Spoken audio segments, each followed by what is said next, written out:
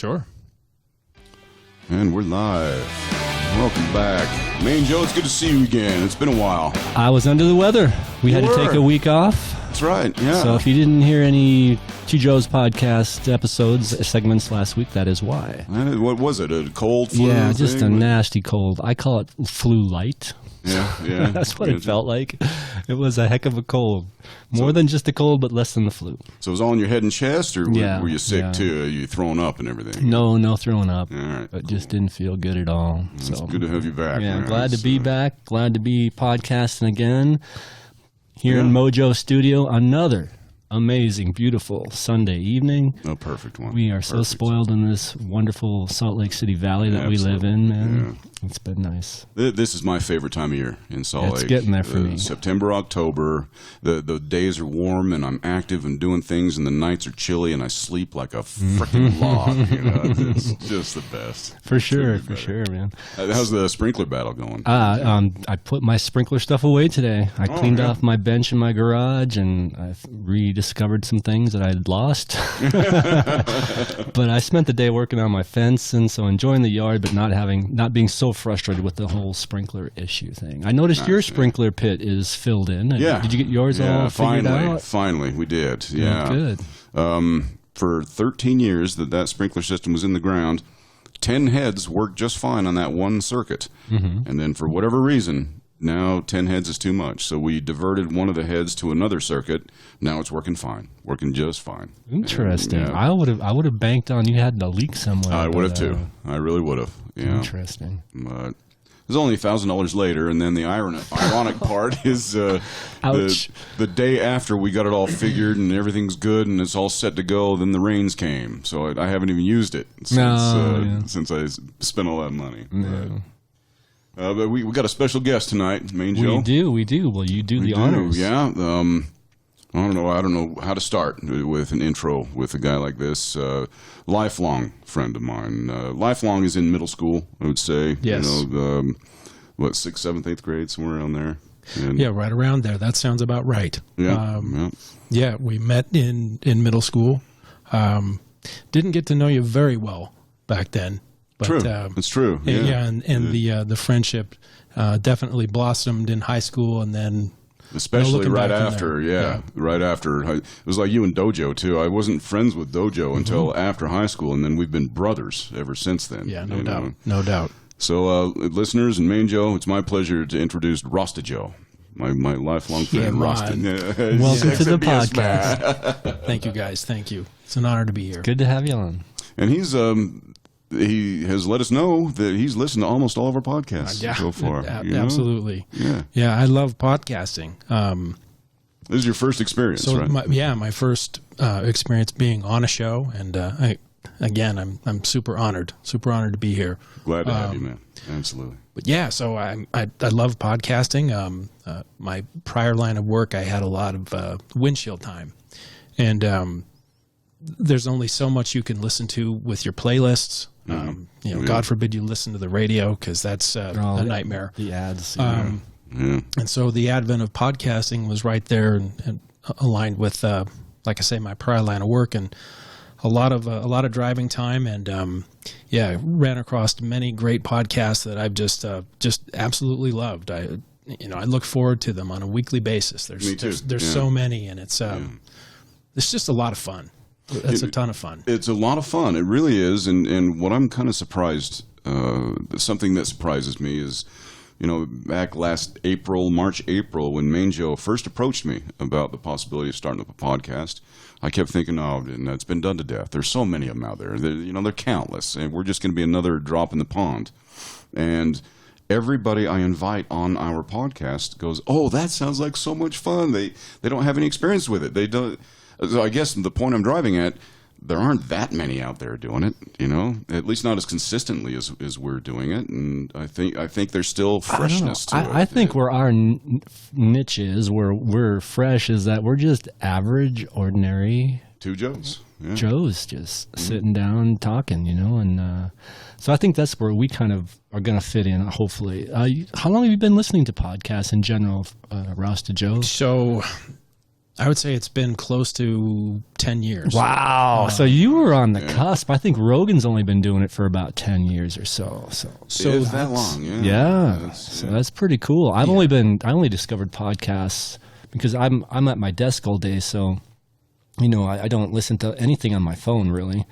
So until I discovered podcasts on YouTube, that's when I started listening to them, because when you're programming, like you say, you can only listen to your playlist so many times, and those shorter clips from the news, the 10-minute, 15-minute, those don't work for me either, because they're pretty biased and slanted these days, and there's no conversation about it. There's no ideas being batted around. And so when I discovered Rogan's podcast, I believe he was the first one I discovered. I was just like blown away. I was like, this is the way to go, because I can put it on and forget about it for 2 hours while I program and do my thing. That's what I was going to say. It's awesome. The thing I love about Rogan's podcasts is you can sit down and listen to it, and then the next thing you know, he's wrapping up the show and rehashing the sponsors, and you go, holy shit, I've been listening to this for almost 3 hours. Mm-hmm. And the time just goes by in a blink.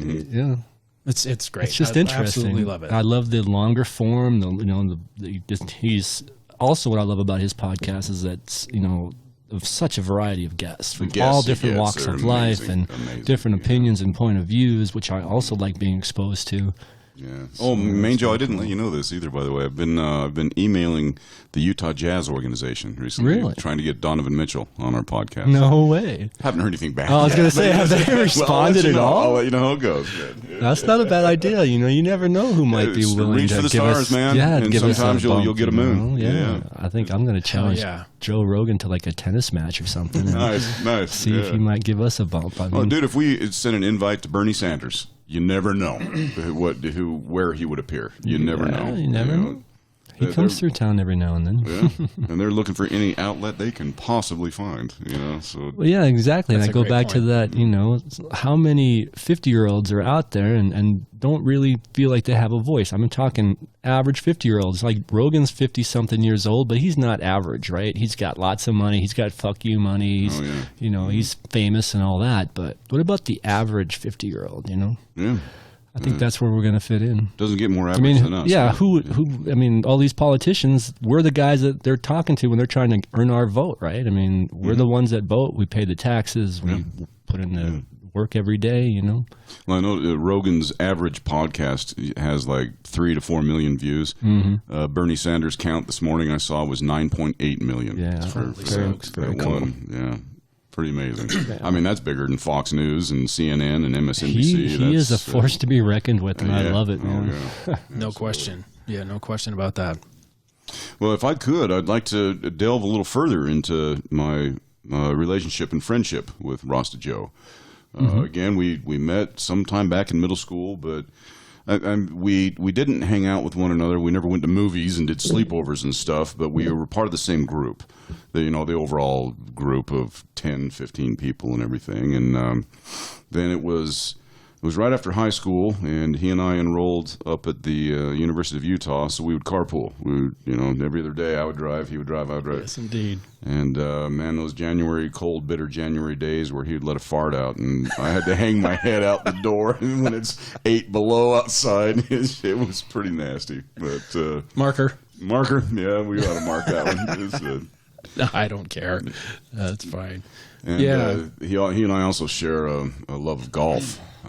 His dad was a head professional at a country club south of us, and he worked there many years, along with many of our friends did. Shy Joe worked there, and Tojo, and a few others. And I'll never forget, I'll never be able to repay the generosity that RastaJoe showed me in terms of going and playing at country club golf for free and raiding the beer fridge before we did it. The beer was free too, and we'd go out in June. The longest day of the year is June 22nd. A number of times we hit it on June 22nd. We would tee off at 2:00 in the afternoon and play 86 holes of golf until it got too dark to see the golf ball, and just had a ball. Yeah, what a hoot! It was so much fun. I'll never be able to thank you enough for that, RastaJoe. Wow. Yeah, I'm happy to do it, and we were in a really fortunate spot to have the ability to do just that.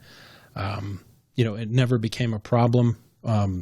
you and Dojo and everyone else that would come out. You were always very respectful.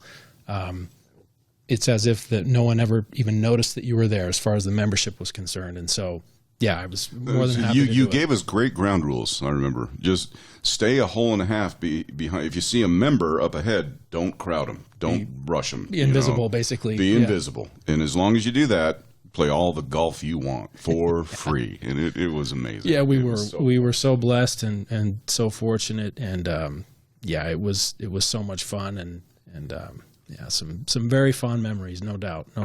Indeed. And love of basketball also. We played a lot of 3-on-3 down at the half court at the O.J. Wilkinson Back Institute. Do you remember that? No. Joe? It was a little half court thing with like the medicine balls and all the physical therapy stuff. Mm-hmm. And we had a friend that worked there, Phil Joe, we'll call him. Phil Joe. And one day Phil Joe didn't show up on the Sunday morning with the keys. And so one of us, I don't remember who it was, just went over and grabbed firmly onto the handle of the door and yanked once really hard, and it swung right open. And then for years after that, we didn't need keys. We just showed up every Sunday morning. Epic Sunday morning battles would ensue. Oh, and yeah. It was a blast. Yeah. 22 years old, we're hungover. It's 9 o'clock in the morning. We've been partying until 3 in the morning. And then we go play 4 hours of basketball. Oh, and the energy of youth. The energy of it is just we were talking about this reason. If we were doing that today, I would last about 3 points. Yeah. Well, and, so so RastaJoe Jr. He plays in a junior basketball league. Junior or elder junior? Junior. Yeah. And he is just completely immersed in basketball. He just absolutely loves it.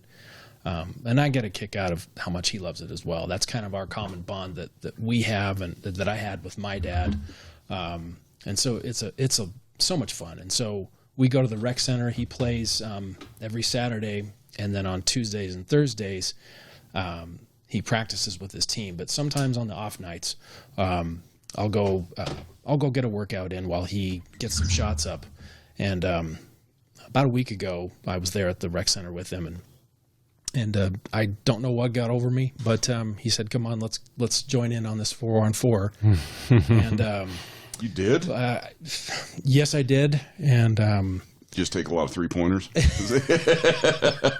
So I was wearing the absolute worst shoes you could ever wear for a 4-on-4 pickup game. It was basically the slip-on type athletic shoes, and this kid literally faked me out of my shoes. Your shoes were on the court. Yeah, they were. Yeah, so, I love it, man. Please tell me that your wife got video of that.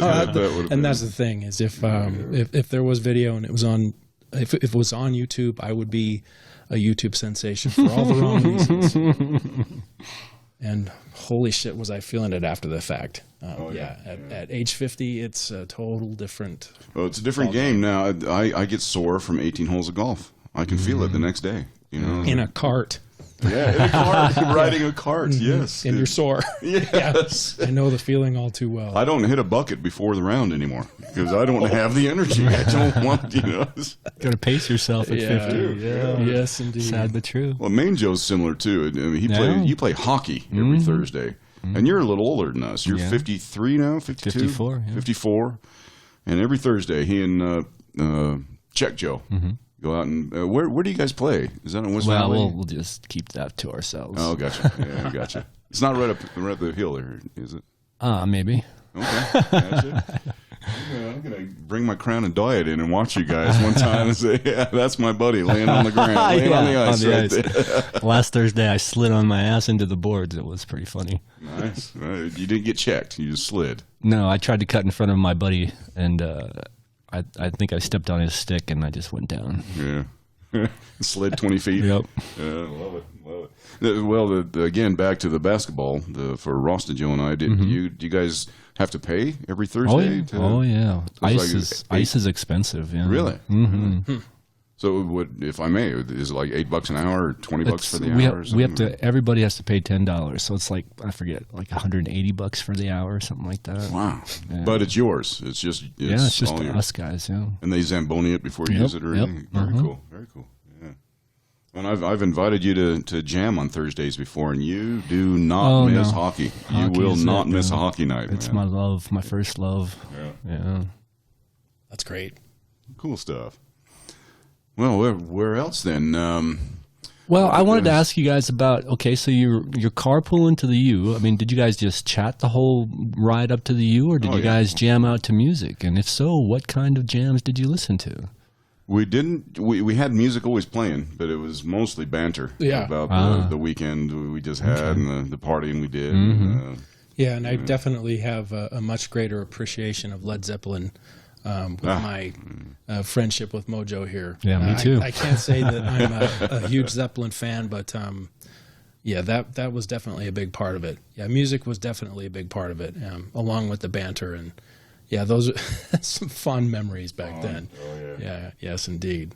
It was a lot of fun. It was great times. Yeah, and RastaJoe grew up just a tenth of a mile up the road, just barely, So, but that was another funny thing. You grew up so close to me, and yet, as youngsters, we never hung out. Right. Never. Right. So you went to the you went to Butler. I went to Cottonwood Heights. That's right. And that's the crazy thing, though. Main Joe was we were in such close proximity.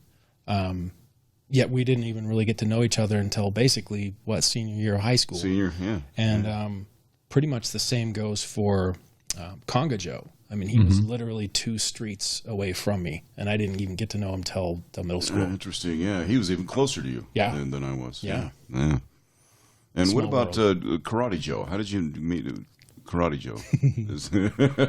Such a funny story. So this was back in the 70s where, Evel Knievel, I think we all...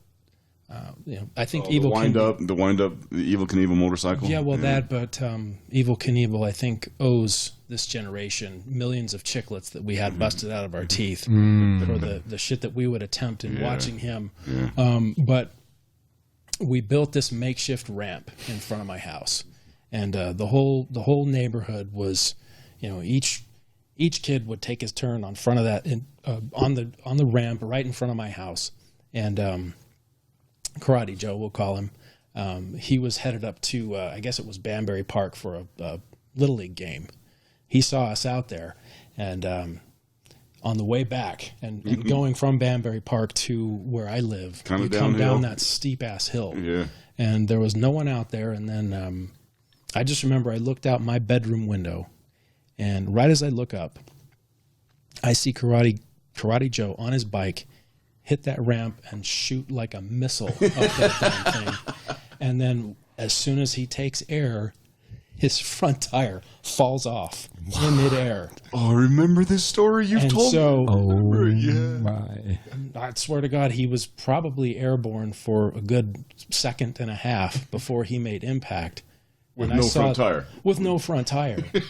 And I just say, holy shit, and I run outside. Leap off my porch and run out there and just screech to a halt. And I said, "Are you okay?" And he just looks up at me and says, "Hi," with a big smile on his face. This dude, he was indestructible. This guy. Yeah, and then from there we were the best of friends, and have remained so for 40 years. Yeah, 40 years now. He's just the best dude ever. And Joe, you got any 40-year friends? I was going to say, I'm really impressed with how Mojo has these friends from so many years back. I had reconnected with a friend last time I was home that I hadn't seen in 30, 40 years or whatever. And it was really neat to catch up with him. But I moved away from home, so, friends that I had back then, I never really kept in touch with. I keep forgetting you're from Minnesota. Yeah. Minnesota. Yeah. Well, I just feel so lucky to be best of buds with Mojo, with Karate Joe, with Kampai Joe. Kampai? Who's Kampai Joe? Oh, the Karate Joe. Yeah. Kampai is one and the same. Kampai, Dojo. Yeah. To hold that bond of friendship for decades, I think that's pretty rare. Yeah, so it's very, very rare. lucky. I've never experienced anyone that has these types of friends other than Mojo. That long. It's Main Joe. It's a weird. I'm not sure how to describe it. It's a weird graduating year. The class of 1987 at our high school is just Friday night yesterday. I was down at the local sports bar. 2 other friends that graduated our same year walked in, and we sat and chatted, and that's just a microcosm. There are probably 20 of us that hang out, not all the time, not regularly, but at least a few times a year. We hang out, and we're just good friends. I don't know another way to describe it, but there's 20 or 30 of us from that year, not 86 or 88, but that year, 87. It was a strange year.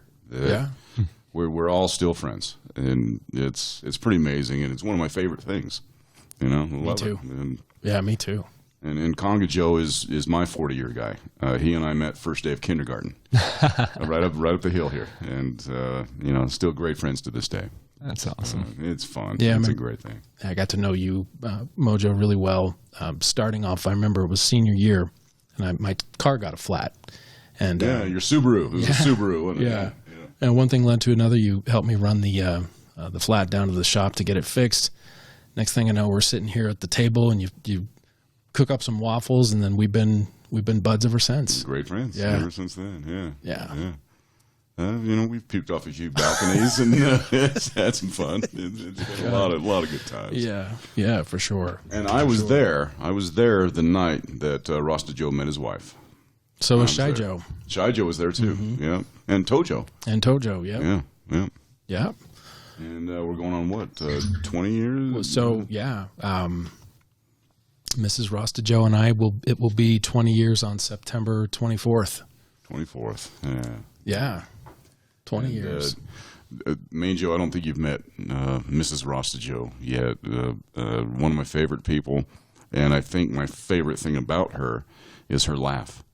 When you hear her laugh, you can't help but smile yourself, and just infectious and loud, but not overbearing. It's not one of these laughs where you go, God, cringy, cut it out. It's one of these laughs that you want to hear. Nice, and it makes a party. It's so much fun. Very cool. Yeah. And I'm such a lucky guy. I mean, man, I just thank my lucky stars. I mean, we've been together for almost 24 years, coming up on 20 years of marriage, and man, I mean, she's just. I can't begin to tell you how awesome she is. She's fantastic. I vouch. Absolutely. Yeah, she saved me. Yeah. How long have you been married, Joe? No, don't ask that question. Because it's complicated, We got married in '93, and then we got divorced for 2 years, and then we got back together. So we got remarried in 2000, so it's been 19 years since then, and then we were married 4 years before that, so roughly 24 years. Yeah. Something like that. I think I've met like 2 or 3 people who have divorced and remarried in my life, and I've always found that so fascinating. It's you need a little break to find out why we belong together, I guess. Yeah, and you go through things, Life has lots of bumps in the road, It sure does. You just don't know. I wasn't sure we're going to get back together again after we got divorced. I mean, we remained friends, but you never know. And but yeah, I mean, when we're not married, we get along so amazingly awesome. I mean, we get along good when we're married too, but then you just have all the baggage that marriage has and living together and all that. But, But yeah, when we go on vacations, it's like amazing. It's so much fun, Well, I remember my mom, that was her favorite thing to harp on me about was, I just wish you could find a partner, a girlfriend, a wife, to go and do things with and, and experience life with. And I said, Mom, I wouldn't do that to some nice young lady. I wouldn't do that, I'm too nice a guy to do that to some nice young lady. I wouldn't do it. Sounds like something I might say. Yeah. Well, I think, why do I need one, too? I've got an iPhone. It puts me to bed at night. It gets me up in the morning, and it's always there by my side. And it works out great. And there's definitely advantages to being married, and there are definitely advantages to not being married, I would say, for sure. Indeed, it matters only where your happiness lies. I remember one of my favorite writers, Roger Ebert, wrote a blog post about loneliness, and he started off. The first paragraph was, if you're alone and you have solitude and you're a lonely person, but you don't have a problem with it, then you don't have a problem. And I think I fit into that category. I enjoy my solitude immensely, but I also really look forward to having friends over and podcasts and jam sessions, and I've got a great balance going on. That's a good way. Yeah, I was just going to say that's what you found is that balance. Yeah, very, very lucky that way, incredibly. Because I know people who are alone, and their loneliness is like debilitating, almost crippling. When I was divorced, that loneliness thing was huge. It's powerful. Really? Yeah. Interesting. It's huge. Yeah. So that's, it took me a year after being divorced before I started dating again, and that helped, but still, the loneliness is definitely a factor. Yeah. Yeah, it can be a killer. Yeah, it can be a killer. There's no question. Marker. Dead space is okay, man. We're just chilling and talking. That's how conversations go. We're not forcing anything, right? No, we don't have anything planned out. We don't have topics in our laps. We don't have cue cards, We're all good. No, man. Rasta doesn't want the kind of Yeah, man. The herb reveals yourself to yourself. And if you're not in the right frame of mind, it's not a good thing. Yeah, agreed. Dude. Which I guess is a good segue, right? That's a good segue. Yeah, it's not a bad segue. I mean, it's things we do and we experience. I had a funny story. A friend of mine went to a peyote ceremony, right? And some people are saying, "Oh, word got out. The cops are going to bust you and everything." And I think the leader of the group was like, "Don't worry about the police. They think you're here to get high, and believe me, when you take this peyote and we sit in our circle, it's not gonna be the ride you think it's gonna be." I'm blowing the story now, but anyway, it was like, if you came here to get high, you're in for a rude awakening, because it will reveal yourself to yourself. And if you're in a bad place, or if you got some baggage that you haven't addressed and forgiven yourself for, or however you want it, it's gonna come right up in your face. Yeah, guaranteed. Not to shift gears too much, we were talking about Rogan and how much we enjoy his podcast. And I don't know if you've ever had a chance to take a listen to one of his episodes with Amber Lyon. Does that name ring a bell? No, it does not. So she was a journalist with, I want to say she was with CNN for quite some time. Abby Lyon or Amber Lyon? Abby Martin? You know what? Abby? No. I think you have it might be... Dark-haired young lady? Blonde. Blonde, don't know. Blonde, blue-eyed. She was with CNN for quite some time and said, "You know what? This is not fair and balanced. This is anything but."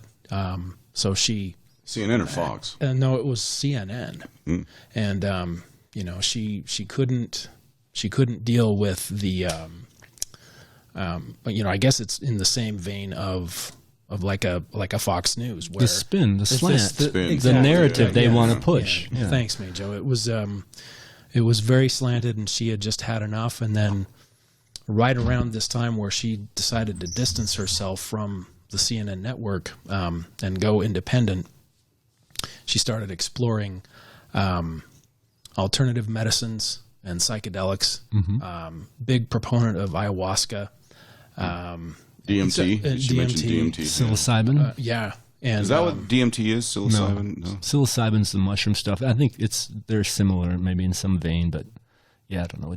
Okay, please go on. But I was just going to say, if you're a fan of Rogan, you should go back and listen to some of her episodes. It's fantastic, amazing stuff, and they touch on how psychedelics have been demonized for so long. And we're just now becoming to realize how beneficial they can potentially be. I have people near and dear to me that suffer from serious mental illness, bipolar disorder, and now ketamine is one of the treatments that's being used. Ketamine with a K, if I may. Yes. Yeah, and they're seeing fantastic results, and so I'm going on a little bit of a tangent there, but that's it's an important topic. It is, for sure. Topic. I mean, it seems like just recently we're allowed to talk about mental health now, and they're starting to realize it is a thing, and it's not it's not this thing to be vilified or to say, you know, they're just weak or whatever, you know. Or let the evil spirits out, you know, drill a hole in their head and let the evil spirits out. There's almost no money or education or anything for. One of my favorite descriptions of mental, well, I want to say mental health, but in this case it was mental illness, was the Nash, the mathematician Nash, A Beautiful Mind. Mm-hmm. Remember, I read the book and saw the movie with Russell Crowe, and there was a line in that movie. He was speaking with his psychiatrist of 30 years, you know, the guy that was on that handled his case for pretty much his whole life. And this math, I want to say John Nash was his name. Sounds right. It sounds right. Brilliant mathematician. And so the man obviously had a very abstract, powerful, profound mind that he could draw on for these mathematical breakthroughs.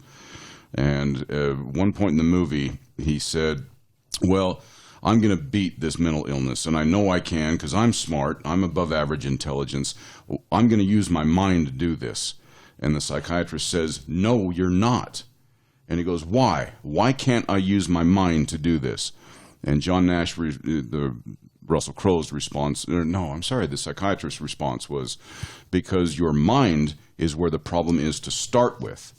You can't use that tool to beat itself, I guess, is what he was saying. It was profound. It stuck with me. Yeah. It really stuck with me. Yeah. That was a great movie, great performance by Russell Crowe for sure. Yes, yeah. Did he Oscar that one too? I don't know, but he was nominated. I don't know if he won. Worthy. Yeah. Yeah, I think that was the year after Gladiator. That he had those two back to back. Sounds about right. Yeah.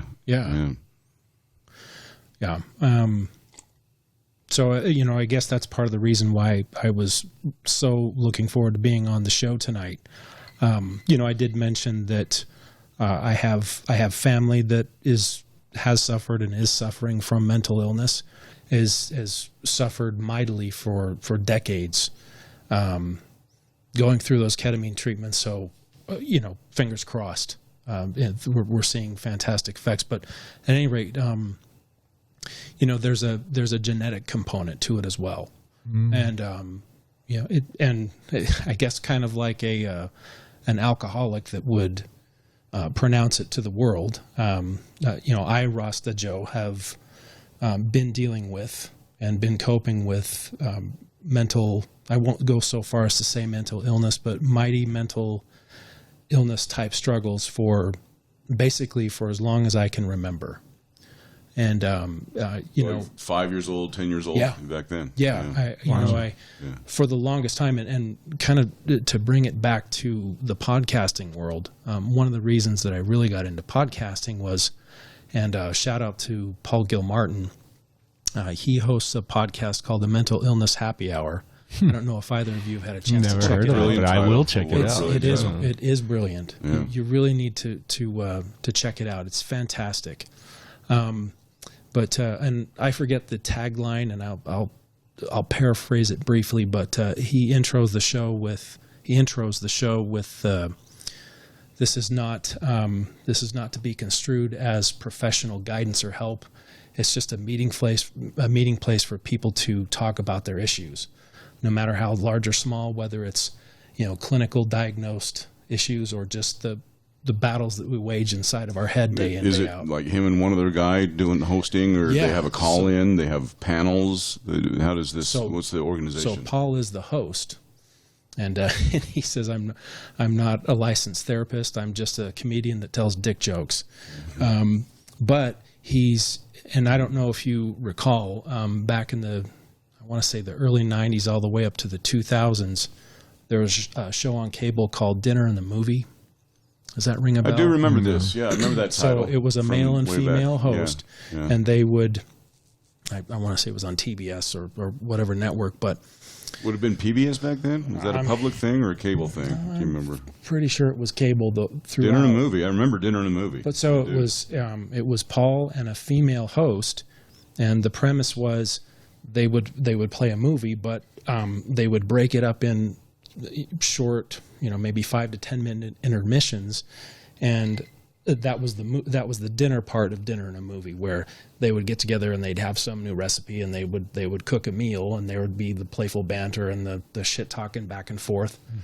And anyway, Paul's story was he worked his way up from the Midwest as a struggling comic and eventually, quote unquote, made it in Hollywood.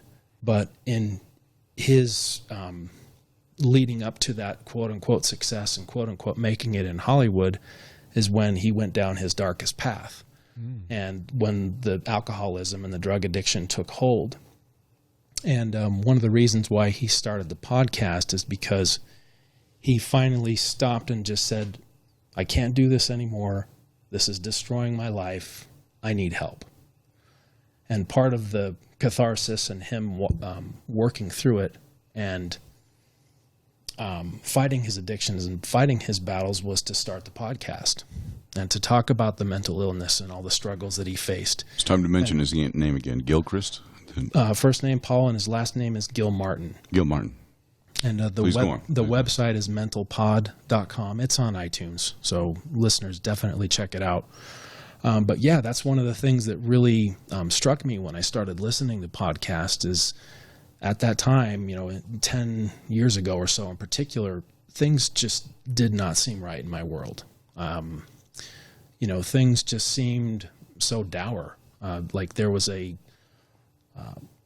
proverbial cloud hovering over your head and the constant rainfall. And no matter what you would do, no matter what I would do to shake it, no matter what I would do to right the ship, so to speak, that cloud would just constantly, continually hang overhead. May I ask, RastaJoe, was it daily things that would create the cloud, or would you be remembering things from the past, or both? Yeah. It would be daily and past stuff. So I would that say create the cloud. It was both. Yeah. I'm just going to adjust the mic here. No problem. Yeah, go ahead. Yeah. So it was both. So it was recollections of the past. Things I fucked up. I wish I hadn't said that. My God, I'm such an idiot. Why did I do that? Right. And you had Paul.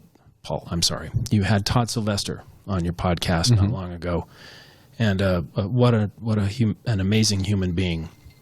So many of the things, and I mentioned it to you, Mojo.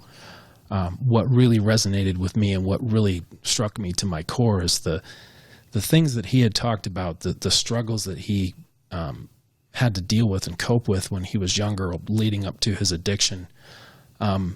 It just really struck a chord, and I felt like I was checking all those boxes that Nice. I experienced, had experienced in the past, still to a certain degree experiencing it, where you have this feeling of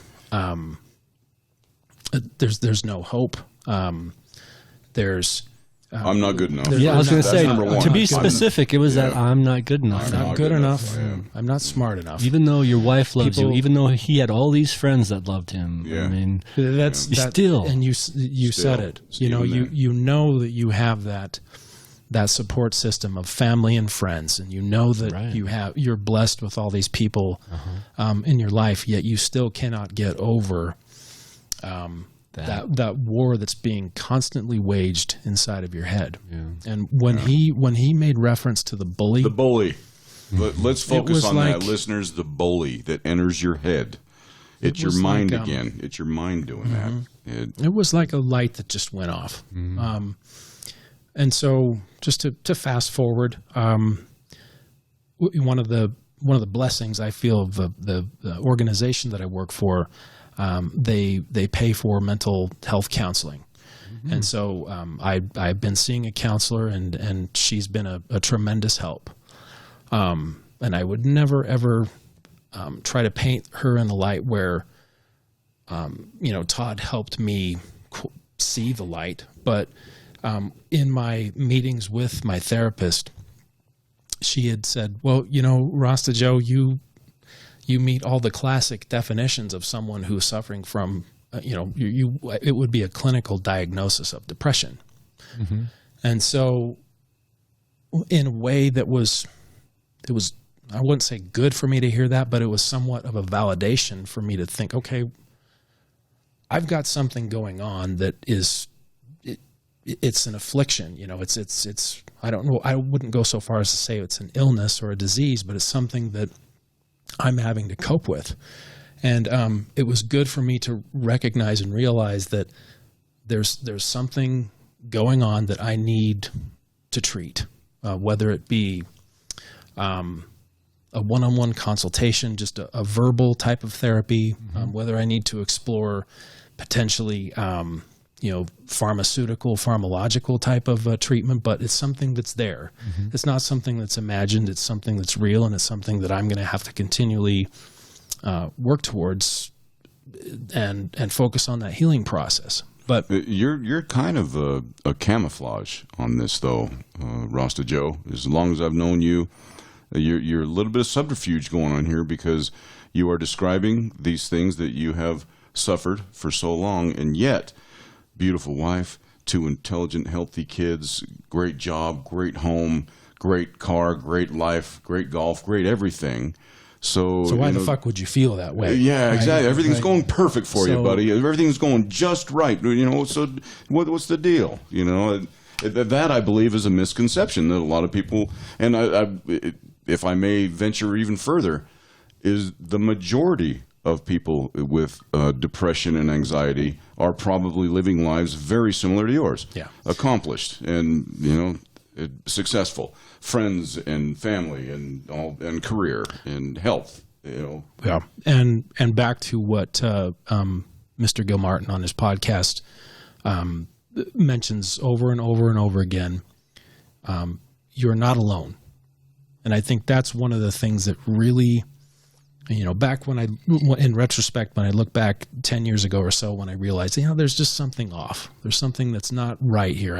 Maybe I should start exploring some options to get some help. And one thing led to another, and I met with a counselor, and that was tremendous. If I can impart any type of wisdom, if anyone is listening, if you do feel like something is off, if something isn't right, if you need some help, please just reach out and get some help. The issues that we're faced with in the whole realm of mental illness, the stigma is starting to dissolve.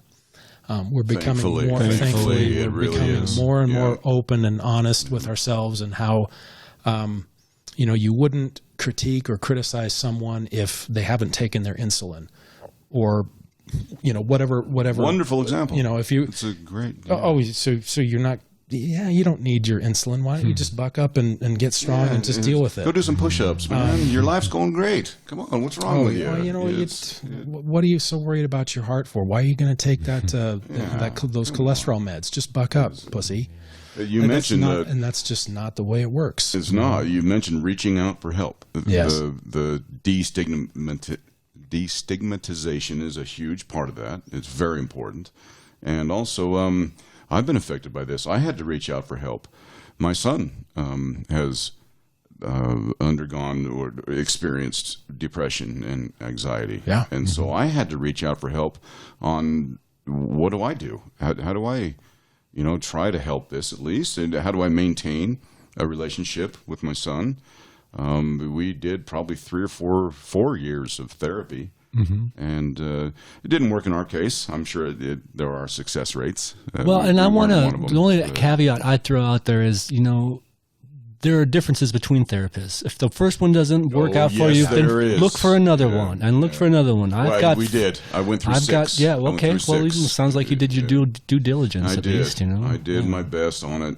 I guess that the bottom line was there are certain behaviors that I won't allow. I won't allow my son to show disrespect to people. I won't allow that. And to himself. I won't allow that either. And I made that known. That was a line in the sand. And that was a big battle that we would have in the therapist's offices. And, I'm very hopeful that he will come through it all just fine. And he'll have a relationship with me and all of our friends, and the people he used to know. I'm sure he'll come back. No question, no doubt about that. And the thing that, and I keep circling back to Todd Sylvester and what an amazing guy he is. And in listening to your podcast, the Two Joes podcast, I got to tell you, I just feel like it was part luck. It was part, sounds so cheesy. Maybe the stars were aligned. Maybe it was just serendipity. I don't know, but Great the words that Todd used on your podcast in both of those episodes they just hit me so tremendously, where he used the term, I'm not, what did he say? I'm not my addiction. I'm not ill. I have recovered. Excuse me. I'm not a recovering alcoholic. I have recovered. And I think that just speaks to the power of the mind. Yes. And how that can overcome so many different obstacles. And, gosh, I just felt like that's exactly what I needed to hear at that point, where, what I'm going through and what I'm experiencing is not unique. There's so many people that are going through the same sort of thing. And that inner voice, that demon, that bully, whatever that is, the object. Sure, it's going to be there. I can't take a switch and just completely shut it off and not listen to that voice, because I've been hearing it all my life.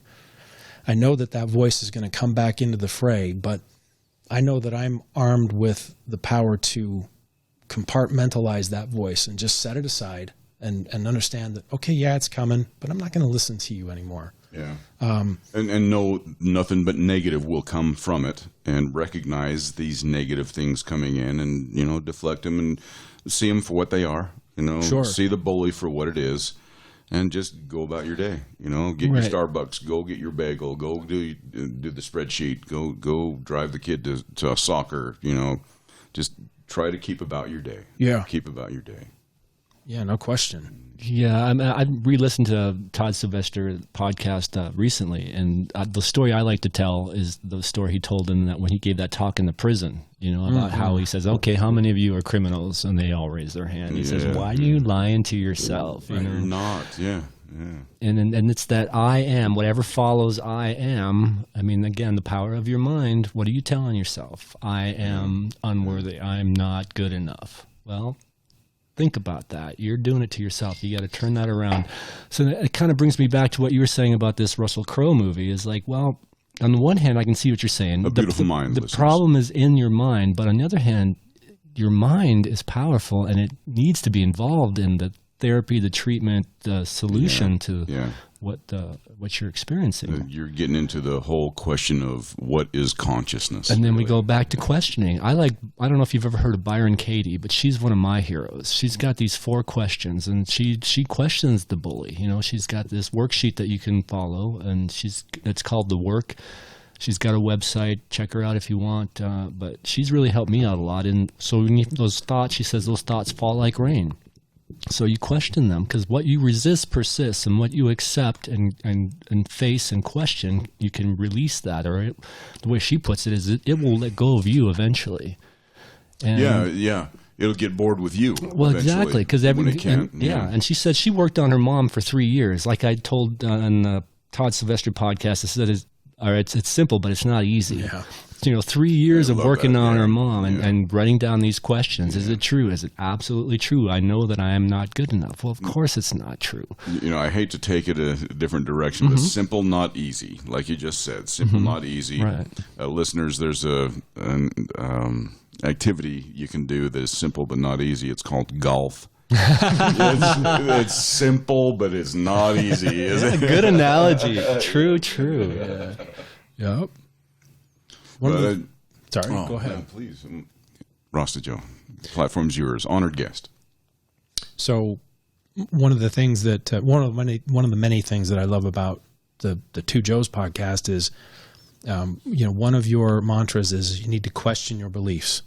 Indeed. You need to question everything. Well, especially if you're grabbing on so hard, that it affects relationships and stuff. Because, And so I think that was, that really resonated with me, kind of coinciding with what Todd had to say in his message is, maybe what I've been doing is I've been, basically pigeonholing myself into, okay, I've been dealing with many struggles, and I've battled this inner voice for a long time. And so 2 + 2 + 2 equals, okay, that's mental illness. Well, maybe I need to step back a little bit and just realize that, maybe I need to question those beliefs. I need to question those perceptions and realize that, this isn't something that I'm just immediately going to be able to resolve overnight, and I can just wash my hands of it clean, and okay, now I'm not dealing with these. Now I'm fine. It'll never enter my head again. The bully will never come back. You don't again. take a vitamin once. Right. Right. Yeah. So, and I got to thank you guys, for sending that message home of question your beliefs, question what you perceive as reality. And if you question it long enough, you can step back and realize that, my perceptions and my beliefs were very wrong. And that can be a good thing. That different healthy perspective can lead to so many great things, and hopefully some of them lead to were wrong. Some healing. Some of them were dead wrong. You're sure. Not all of them. We can't condemn ourselves absolutely. Right. But I still do it to this day. RastaJoe, I don't know why these thoughts re-enter my head, but they do. Like a book report back in my junior year of high school, and I went up there and just absolutely stumbled and failed and humiliated myself. This happened when I was 16 years old, and I will still have vivid recollections of this time humiliating myself in front of 20 of my fellow students, and then I'll wince, I'll flinch a little. Oh, God, how could I be so stupid? How could I have done that? How can, that's the bully, I think. That's my bully, I should say. I got to personalize it. We got to cut ourselves bully. some goddamn slack. Exactly. Here and there. You got to. You have to. We're all doing the best we can with the information we have right now. Right. Yeah. Well, and this is just why I felt it was so important to come on, and I'm just so fortunate and blessed to be here, and hopefully have this vehicle and this medium to spread the word of positivity and some hope. And hopefully if someone is listening and with what we've described hits home with them, and they step back and they say to themselves, I'm not alone. I'm not alone, and I can go out there and I can get some help, and I also have the power of choice. I have the power to choose that I'm going to take some action. I'm going to throw in there the power to question these thoughts. Right. Yeah. Challenge them. Yeah. Accept them or reject them or contemplate them. Just contemplate them. I don't even like rejection, just question them and just say, hey, is this thought true? I think that's a great way of putting it. I think you're going to find out that more than likely it's not true. It's what makes me happy though, my relationship with RastaJoe, what makes me so happy is that I have every confidence and expectation he and I are going to be friends well into our 70s and 80s until one of us dies of, he'll, I'm pretty sure. It's, my good friend has experienced these things his whole life, and it has never had a negative impact on me in terms of how I enjoy my friendship with him. I've always enjoyed him coming over. When I know he and his wife are coming over and we're going to play music, we're going to golf, we're going to do whatever, go to a movie, it's never once, he's going to be a downer tonight. Never one time has that happened. I've just always looked forward to RastaJoe's company. And to piggyback on that, I can't tell you how many times where I've thought, oh, Jesus, he's going to see right through me. He's going to see that I'm just this fucking sad sack that's going to roll in and this woe is me bullshit. And again, those perceptions are so inaccurate and so false and so off base. So made up. Made up. And we subscribe so much power to that nonsense that goes inside of our heads. Yes. So we don't hang out as much as I would like. Would you? But agree, maybe we'll RastaJoe? change that because he is a huge podcast fan. Oh, that's true. And, and like we tell all our guests, anytime you want to come back, please feel free. Man, I would love to. I'd love to make great. this a regular occurrence. I think, and I want to give a shout out to you, Mojo, and you, RastaJoe. I mean, I think the power of telling your story. I think that's why that comedian Openly and started this honestly. podcast. When he was needing help, what's he do? He starts a podcast. Why? Well, telling your story, sharing where you're at. There's some kind of cathartic power in that. And you know, there have been times recently where, you know, just out of the blue, I could have never imagined doing something like this. Even a couple of years ago, I had an interaction with this really nice gal at work. We're in the break room, and I had bumped into her, and, you know, one thing led to another, and then I opened up about, you know, me having to go through some therapy and work through some issues and how mental illness is real and how it's impacting me. And, you know, maybe several years ago, I would think I would never ever say anything like that to for lack of a better term, a perfect stranger. Right. But I got to tell you, it was so empowering to be able to open up and be vulnerable. That's another thing that I wanted to talk about is we've demonized vulnerability so much, but it felt so liberating and so healing and just so good to be able to open up to someone and say, look, I've been hurting, I've been struggling, and I needed some help. And for her to not only be receptive to that, but her to reciprocate and say, yeah, I'm going through the same thing as well. Wow. You know, That's so I just felt like that was a beautiful thing. huge. Indeed. Yeah. Yeah. You're not alone. To have that bond with your fellow human being and to you know, to be able to see each other Some on that same empathy. level. It's a nice thing to know you're not alone, but it's not sufficient. No. It's not a cure. No. It doesn't take care of the issue at hand. You know, it's a nice thing to have. Dwayne "The Rock" Johnson, I think, came out, and there was an NFL quarterback that, well, listen to me say, came out, opened up. Let me say, opened up. Mm-hmm.